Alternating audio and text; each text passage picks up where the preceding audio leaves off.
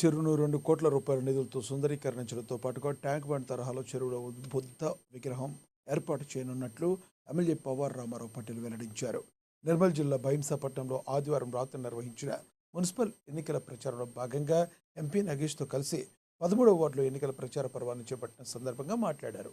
SC community hall కొరకు 50 లక్షల రూపాయల నిధులు ఇవ్వనున్నట్లుగా చెప్పారు. మేం పాలనకు చర్మగీతం పాడి బీజేపీకి పట్టం కట్టాలన్నారు. అమృత మహోత్సవ స్కీమ్ కింద పట్టణంలో 43 కోట్ల రూపాయల నిధులతో సీసీ రోడ్లు, తాగునీటి వసతి కల్పించనున్నామన్నారు.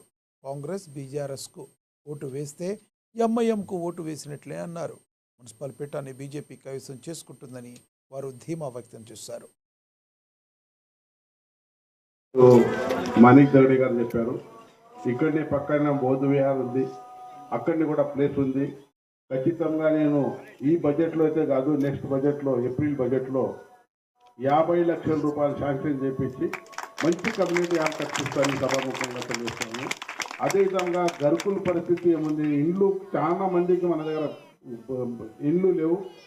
అది ఇళ్ళ కోసం ఇదే చైర్మన్, ఇప్పుడు ఎంఐఎం ఉన్న చైర్మన్ కోర్టు నుంచి స్టే తెచ్చి భైంసాపట్నంకు ఒక్క ఇల్లు కూడా శాంక్షన్ చేయలేదు. నేను పల్లెటూళ్ళ దాదాపు 3,500 ఇల్లు ఇవ్వడం జరిగింది ఈ సంవత్సరం. నెక్స్ట్ ఇయర్ ఏప్రిల్ బడ్జెట్లో కూడా 300-500 ఇల్లు ఇస్తాం.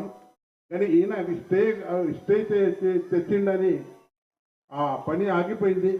ఆ స్టే వ్యాకెంట్ కాగానే మీకు కూడా గరుకుళ్ళు అంటే ఇల్లు 5 లక్షల రూపాయలు మన ప్రభుత్వం, 1,80,000 కేంద్ర ప్రభుత్వం, 3 లక్షలు రాష్ట్ర ప్రభుత్వంతో ఖచ్చితంగా మీకు అన్ని విధాలుగా ఏదైతే झोपड़ीలో ఉన్నారు, రేకులలో ఉన్నారు, అందరికీ ఇల్లు ఇస్తానని ఈ సభాముఖంగా మీకు తెలియజేస్తుంది.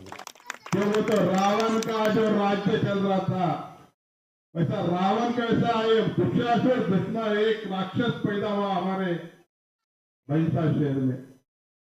मुस्लिम भाई भी तेरे को अपोज कर रहे, हिंदू भाई भी अपोज कर रहे। बोले तो कितना बड़ा क्रूर है, रावण के वैसा राक्षस के वैसा तू है. మాణిక్ దగడే గారు చెప్పారు. ఇక్కడనే పక్కన బౌద్ధ